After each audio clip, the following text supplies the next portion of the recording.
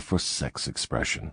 Now there is a force with which I master the weak and the strong, the old and the young, the ignorant and the wise. In fact, I master all who neglect to master sex. How can one master the emotion of sex?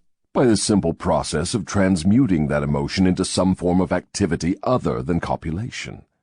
Sex is one of the greatest of all forces which motivate human beings. Because of this fact, it is also one of the most dangerous forces. If humans would control their sex desires and transmute them into a driving force with which to carry on their occupation, that is, if they spent on their work 1/2 the time they dissipate in pursuit of sex, they would never know poverty. Do I understand you to imply there is a relationship between sex and poverty? Yes, where sex is not under definite control. If allowed to run its natural course, sex will quickly lead one into the habit of drifting. Is there any relationship between sex and leadership? Yes. All great leaders in every walk of life are highly sexed, but they follow the habit of controlling their sex desires, switching them into a driving force behind their occupation. Is the habit of overindulgence in sex as dangerous as the habit of taking narcotics or liquor? There is no difference between these habits. Both lead to hypnotic control through the habit of drifting. Why does the world look upon sex as something vulgar? Because of the vulgar abuse people have made of this emotion. It is not sex that is vulgar. It is the individual who neglects or refuses to control and guide it. Do you mean by your statement that one should not indulge the desire for sex? No, I mean that sex, like all other forces available to man, should be understood, mastered, and made to serve man. The desire for sex expression is as natural as the desire for food. The desire can no more be killed than one can entirely stop a river from flowing.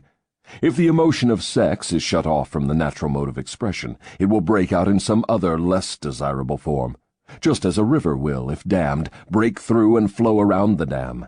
The person who has self-discipline understands the emotion of sex, respects it, and learns to control and transmute it into constructive activities. Just what damage is there in overindulgence of sex? The greatest damage is that it depletes the source of man's greatest driving force and wastes, without adequate compensation, man's creative energy. It dissipates energy needed by nature to maintain physical health. Sex is nature's most useful therapeutic force. It depletes the magnetic energy which is the source of an attractive, pleasing personality. It removes the sparkle from one's eyes and sets up discord in the tone of one's voice. It destroys enthusiasm, subdues ambition, and leads inevitably to the habit of drifting on all subjects. I would like for you to answer my question in another way by telling me what beneficial ends the emotion of sex may be made to attain if mastered and transmuted. Controlled sex supplies the magnetic force that attracts people to one another. It is the most important factor of a pleasing personality. It gives quality to the tone of voice, and enables one to convey through the voice any feeling desired. It serves, as nothing else can serve, to give motive power to one's desires. It keeps the nervous system charged with the energy needed to carry on the work of maintaining the body.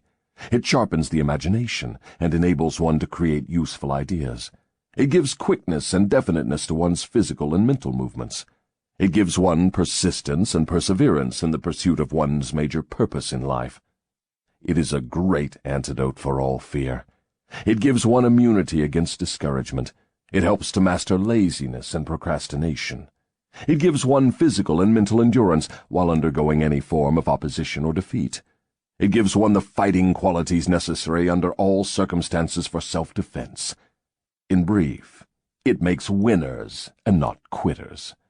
Are those all the advantages you claim for controlled sex energy? No, they are only some of the more important benefits it provides.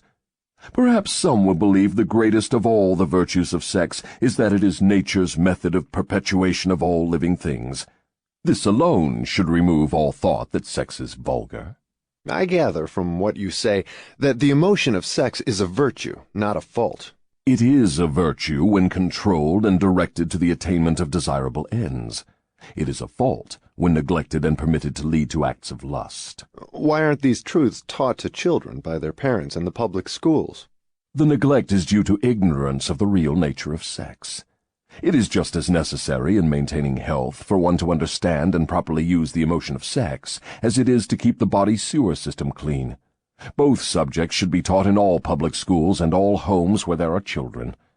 Wouldn't the majority of parents need instruction on the proper function and use of sex before they could intelligently teach their children? Yes, and so would the public school teachers.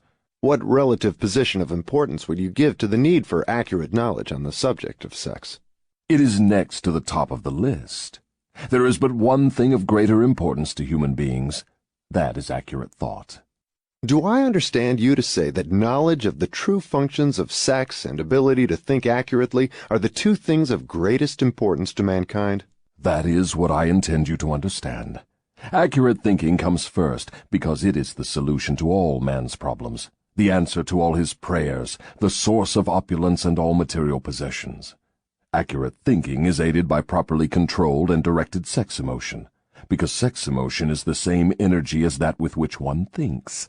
It begins with those who desire self-determination sufficiently to be willing to pay its price. No one can be entirely free, spiritually, mentally, physically, and economically, without learning the art of accurate thinking. No one can learn to think accurately without including, as a part of the needed knowledge, information on the control of sex emotion through transmutation.